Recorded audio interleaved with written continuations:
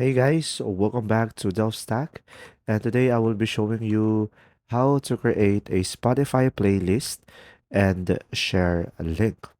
Now, to do this process, first you will just simply go ahead and open up the Spotify application into your device. Now, here on the Spotify, of course, first create a playlist, select the specific music that you prefer, select the three dots and you will have add to playlist, and you can create playlist by selecting new playlist and provide the name, of course, of the playlist.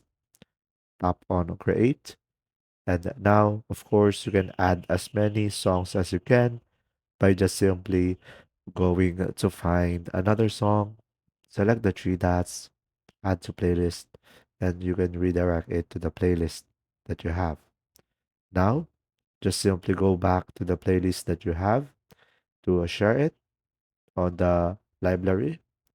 And from here, in order for you to share the link, you will have an option icon over here, share icon beside the three dots.